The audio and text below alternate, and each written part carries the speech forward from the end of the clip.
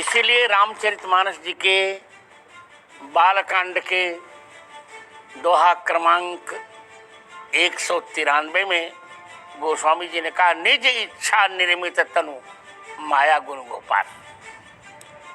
आपने बहुत अच्छी बात कही कि भौतिक नहीं होना चाहिए, आध्यात्मिक होना चाहिए इच्छाओं को।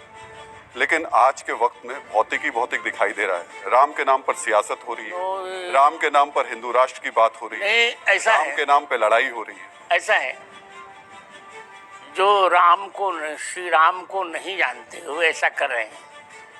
मेरी दृष्टि में रा शब्दाद राघवो रा शब्दाद राष्ट्रमित्युक्तम माँ शब्दाद मंगलम स्मृतम। रा का अर्थ है राष्ट्र और माँ का अर्थ है मंगल। राम ही इस राष्ट्र के मंगल हैं। जो लोग सियासत कर रहे हैं, झगड़े कर रहे हैं, वे राष्ट्र का मंगल नहीं चाह रहे हैं। इसे संस्कृत में भी यदि राम शब्द की व्याख्या की जाए तो रा धातु का अर्थ है दान, माँ का अर्थ है मंगल। राति मंगलम यह स रामा। जो सबको मंगल ही देते रहते हैं उन्हें राम कहते हैं। इसी अवधारणा को लेकर तो हमने राम जन्मभूमि का संघर्ष किया और राम जन्मभूमि के संघर्ष में मैं तो कहूँगा कि हम 100% सफल हुए। और मैं व्यक्तिगत रूप से बहुत प्रसन्न हूँ। जगत गुरु, आपने जो कहा मैं उसी से एक सवाल आगे लेकर के चल रहा हूँ। क्या राजनीतिक पार्टियों को भगवान श्री राम का नाम अपने मंचों पर, अपने नारों में, अपनी सियासत के लिए इस्तेमाल करना चाहिए? किसी से कोई श्री राम को कोई आपत्ति तो है नहीं।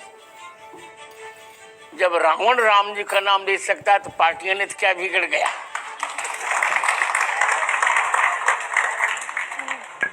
पर अगर उस नाम के जरिए लोगों को बांटने का काम हो जाए, वो नहीं, ऐसा नहीं होता। जरिया बना लिया, ऐसा नहीं होगा, ऐसा नहीं होगा। लोग समझ नहीं पा रहे हैं। राम के नाम से कभी बांटा जा ही नहीं सकता, क्योंकि श्री राम के जीवन का व्यक्तित्व ही रहा है बटे हुए लोगों को जोड़ना।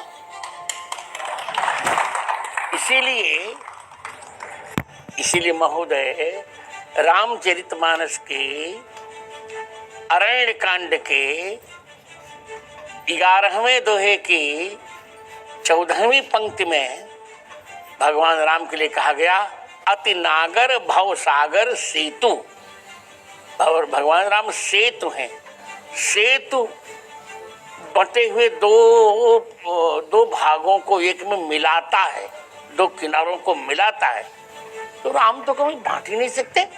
जो राम के नाम पर बांटने की बात कर रहे हैं उनकी मूर्खता को मैं प्रणाम करता हूं।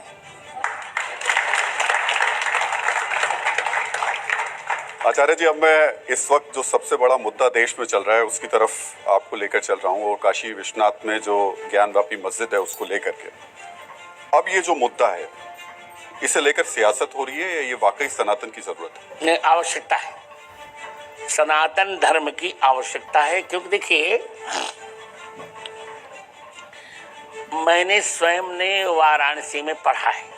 उस समय का ऐसा प्रचलन था कि जो ज्ञानवापी का एक बूंद भी जल पी लेता था वह प्रखर प्रतिभा का धनी बन जाता था। मैंने भी पिया।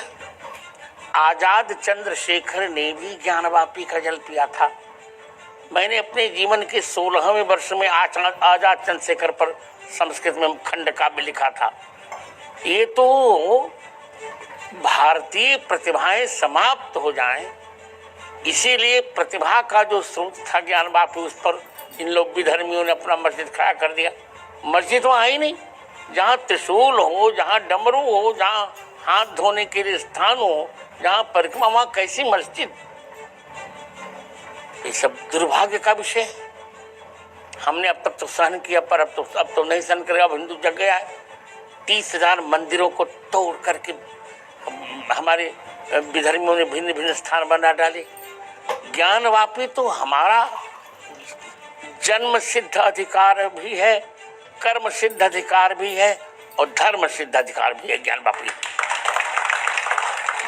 आचार्य जी, आपने एक शब्द का इस्तेमाल किया, हिंदू जाग गया है। इस पर मैं आऊंगा आपके पास में, लेकिन इसमें कोई दो राय नहीं कि ऐतिहासिक तथ्य बिल्कुल साफ तौर पर बताते हैं, जिन चिन्हों का आपने बताया, जिक्र किया, वो भी बताते हैं कि काशी विश्वनाथ में जिस जगह ज्ञानव्यापी मस्जिद है वहां मंदिर हुआ करता था। लेकिन ये भी सत्य है और ये भी तथ्य है कि पिछले कई वर्षों से वहां पर मुस्लिम समाज के लोग जाके नमाज पढ़ रहे थे। पढ़े पर था तो हमारा कोई बलात् किसी पर कब्जा कर लेते, इसकी क्या इसका अर्थ को उस अस्तित्व को नकारा जाए? वो हमारा था ज्ञानवापी। हमारी ज्ञानवापी का अर्थ होता है ज्ञान का कुआं। वापी माने कुआं होता, बावली या कुआं। तो हमारा था। अब कोई कहे कि हमने भारत पर आक्रमण कर दिया तो भारत उसका हो गया क्या? हमने स्वतंत्रता प्राप्त की कि नहीं की? जैसे आक्रांत भारत विदेशियों द्वारा हथियाए गए भारत पर हमने स्वतंत्रता प्राप्त की, उसी प्रकार विधर्मियों द्वारा हथियाए गए ज्ञानवापी को प्राप्त करना हमारा नैतिक अधिकार है। आचार्य जी, लेकिन फेरिस्त लंबी होती चली जा रही है। ज्ञानव्यापी, उसके बाद मथुरा, उसके बाद किसी को ताजमहल नजर आता है, कोई कुतुब मीनार चला जाता है। जो हमारा होगा हमको नजर आएगा। कोई इसमें कैसे हो? देखिए, हम तो वर्णमाला के क्रम से चल रहे हैं। अयोध्या का, काशी, मथुरा, और जहां जहां भी हमारा होगा। मतलब आप कह रहे हैं कि इसके बाद मथुरा का नंबर आने वाला है? निश्चित तो तय हो चुका है। मथुरा तो आ जाएगा, लेकिन मस्जिदें कहाँ जाएंगी फिर? चाहे जहाँ चली जाए वो जाने। उनका हमने कोई ठेका तो थोड़े दिया है। देखिए, हम सह अस्तित्व पर विश्वास करते हैं। सह अस्तित्व होना चाहिए, साथ रहें सब लोग, प्रेम से रहें। पर यहाँ रहना है तो यदुवर और रघुवर होके रहना पड़ेगा, बाबर का और अकबर के होके नहीं रहना पड़ेगा। जगत गुरु, सनातन तो सहधर्म की बात करता है, साथ रहने की बात करता है, प्रेम की बात करता है। हमारे देश संविधान से चलता है और संविधान सबको अपने धर्मों का पालन करने की भी स्वतंत्रता देता है। सबको अपने धर्म के पालन की स्वतंत्रता है, पर किसी के धर्म को नष्ट करके किसी को पालन करने की स्वतंत्रता नहीं है। चंद्रमा को उदित होने की स्वतंत्रता है, पर तारागणों को नष्ट करके उदित होने की चंद्रमा को स्वतंत्रता नहीं दे सकती। रहीमन राज सराहिए सुषम सुखद जो होए, कहा बापुरो भानु जो तपो तरियन खोए। तुम स्वयं जियो, पर हमको भी जीने दो। हमको भी जीने का अधिकार है कि नहीं? मेरे साथ 5 संपादक भी हैं, आप में से कोई सवाल अगर? आपने एक महत्वपूर्ण बात अभी कही, वैसे तो सारी बातें महत्वपूर्ण हैं, कि जो हमारा है वो हमारा ही रहेगा और हमें मिलना चाहिए। वो यदस्मदीयम नहीं तत्परेशान। तो मैं आ रहा हूँ। तो अभी हमारे इतने लंबे इतिहास में कई ऐसी चीज़ें जहाँ पर कई ऐसे धर्मस्थल भी हैं जहाँ पर अलग विविध धर्मों का प्रभुत्व रहा है और उनके भवन बनते गिरते बदलते रहे हैं। दूसरी बात कि हम केवल अतीत में जिएंगे, जो अतीत में था उसका हमने आज बदला लेंगे, ऐसा है, भविष्य बनाएंगे, ऐसा है जी। आप यान तो देखते ही होंगे। यान में होता यह है कि एक दर्पण होता है, वो आगे चलते समय पीछे दिखाई पड़ता रहता हूँ। तो हम अतीत से प्रेरणा लेकर वर्तमान का सर्जन कर सकें। आपने बहुत अच्छा उदाहरण दिया। चूंकि मैं खुद गाड़ी चलाता हूँ, यहाँ सभी चलाने वाले लोग हैं। मैं तो अगर बैठता हूँ गाड़ी पर, चलाता नहीं। जी। तो अगर हम सामने की स्क्रीन से अपनी शीशे से आँख हटा ले और केवल पीछे वाले शीशे पे देखते रहे तो निश्चित ही दुर्घटना होगी। इसे अतीत से प्रेरणा लेकर वर्तमान का सर्जन करना ही भारतीय इतिहास की प्रश्रिमर परंपरा है। अंशुमन जी। आचार्य जी, मेरा प्रश्न जहां राहुल जी ने छोड़ा उससे थोड़ा सा और गहरा है। दुनिया के सारे धर्मों का इतिहास भयानक जघन्यताओं का इतिहास है, और अगर आप धर्म के इतिहास में जाएं तो शायद कोई भी ऐसी जघन्यता नहीं जो धर्म के दायरे में नहीं की गई हो और उसके बाद उसे अन्याय संगत धर्म ने ही ठहराया है।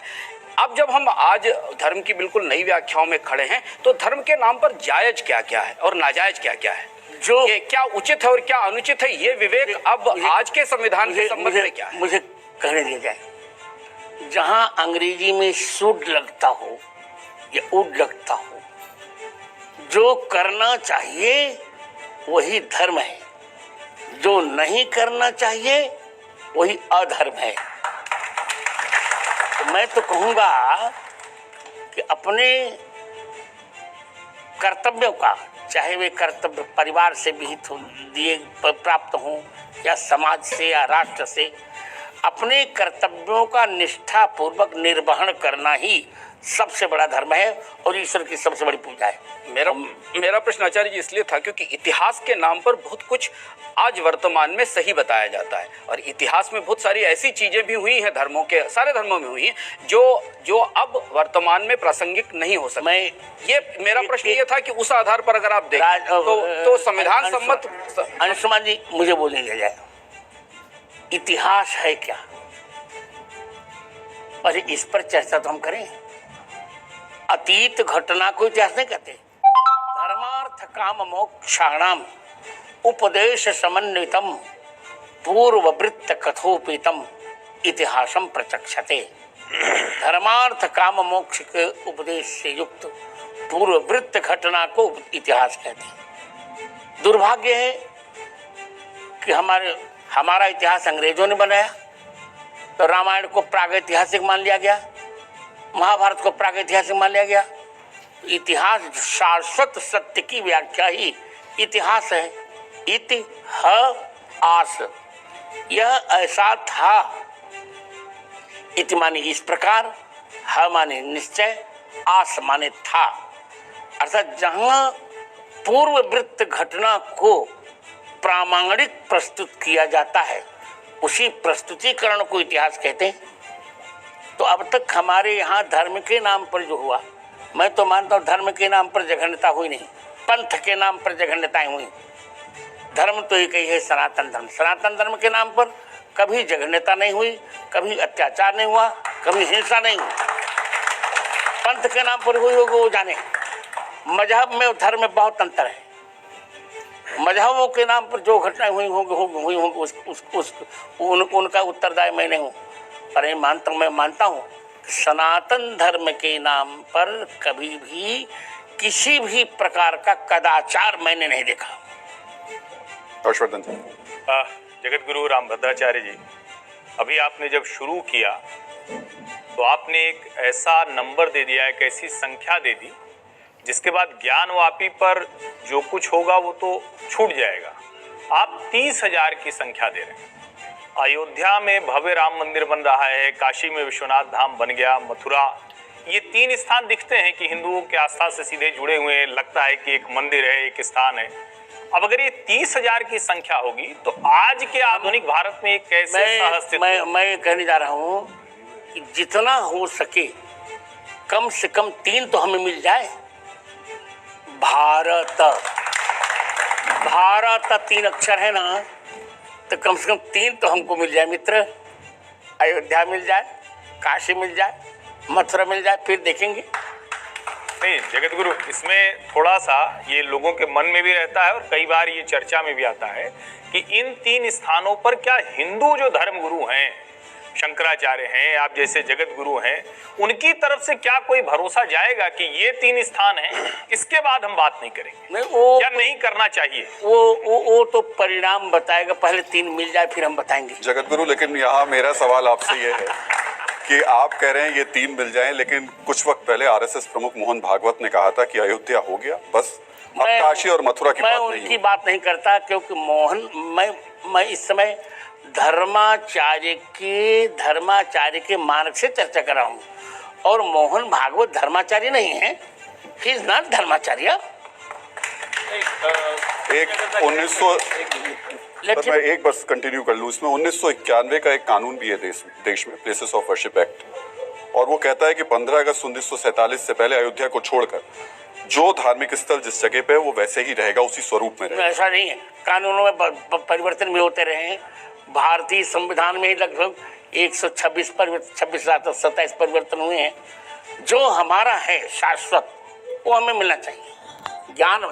सुनिए, ज्ञानवापी भारतीय प्रतिभा का पुंज है और मथुरा गीता गायक की जन्मस्थल, ये तो उनको चाहिए ही चाहिए। इस पर समझौते का प्रश्न ही उठता। जैसे शंकराचार्य होते हैं उसी अधिकार से मैं भी जगत गुरु हूँ। भारत में 6 जगत गुरु हैं और 6 के समान अधिकार होते हैं, चाहे वो शंकराचार्य हो, चाहे रामानुजाचार्य हो, चाहे मैं रामानंदाचार्य, चाहे मध्वाचार्य, चाहे निम्बार्काचार्य। तो हम उस एक धर्माचार्य के अधिकार से ये कह सकेंगे कि जो हमारा है कम से कम 3 हमें मिल जाए। इसके बाद हम प्रयास करेंगे, उतना हम करेंगे जिससे भारत की अखंडता बनी रहे, भारत का अस्तित्व बना रहे, भारत में कटुता न हो, पर 3 तो हमें मिल जाए। जगत गुरु जी, जो आप कह रहे हैं उस हिसाब से तो फिर इस कानून को हटाना पड़ेगा। आप इस कानून को हटाने की मांग कर रहे हैं? हम तो बहुत कुछ मांग करेंगे।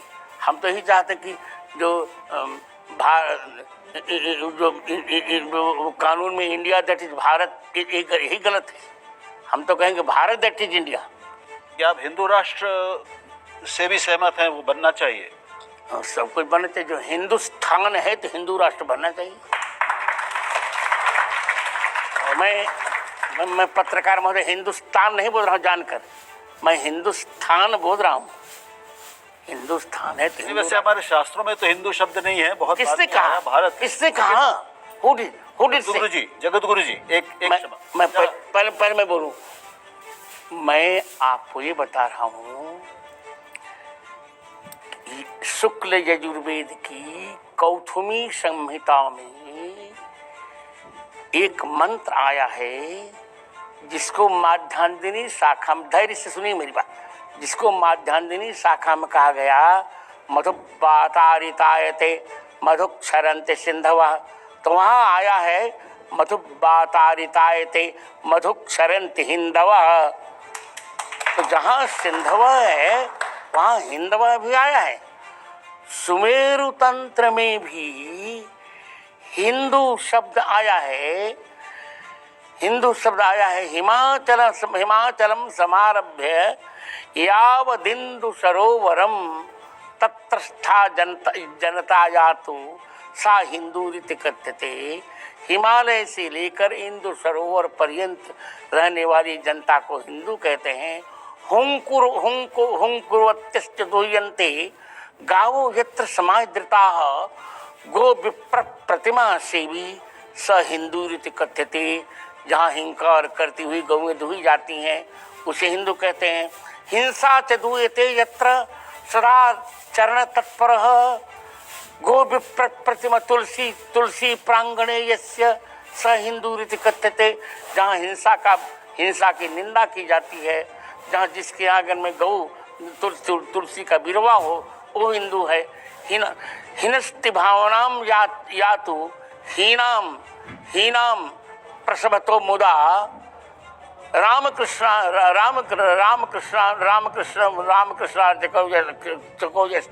स हिंदू कहते थे। हिंदू शब्द के लिए कम से कम सैकड़ों श्लोक दिए गए सुमेरु तंत्र में। अब जिसको पढ़ना ही नहीं है, हमारी अवधी भाषा में करिया अक्षर भैंस बराबर सुनना जैसन पढ़वा, तो उसको कहने दिया जाए। आचार्य जी, लेकिन अब यहाँ मेरा सवाल ये है कि हिंदू राष्ट्र बनेगा और जो आजकल नए लोग आए हैं सामने, सड़कों पर आते हैं हिंदू राष्ट्र लेकर के, हिंदू राष्ट्र बनाएंगे, वो कहते हैं बाकी सब पाकिस्तान चले जाएं। हिंदू राष्ट्र बनेगा तो मुसलमान कहाँ जाएंगे? पहली बात, मजहब के आधार पर बटा था यह देश। पहली बात, इनको चला जाना चाहिए था, नहीं गए, अब यहाँ रहें, पर यदुवर और रघुवर के होके रहें, बाबर के होके न रहें। वंदे मातरम तो इनको कहना पड़ेगा। आप कह रहे हैं अपना धर्म परिवर्तन कर लें? आप कह रहे हैं धर्म परिवर्तन? नहीं, मैंने कभी नहीं कहा धर्म परिवर्तन करें। वे करवा रहे हैं। लव जिहाद के नाम पर वे हजारों हिंदू लड़कियों का सील भंग कर रहे हैं। वे सब कर रहे हैं, हम नहीं कर रहे हैं। आप जानते हैं लव जिहाद पे पर कितना कितना हुआ, क्या क्या नहीं हो रहा है। अभी नौ में क्या हुआ, अभी श्रद्धा के 32 टुकड़े कर 35 टुकड़े कर डाले गए, तब तो किसी पत्रकार की जू नहीं रुकी। अत्याचार की पराकाष्ठा हो गई, मानवता का खून हठात पिया जा रहा है, तब तो किसी पत्रकार ने कुछ नहीं कहा। तो पत्रकार की परिभाषा है जो कुछ कहो वास्तविक और निष्पक्ष होकर कहना चाहिए।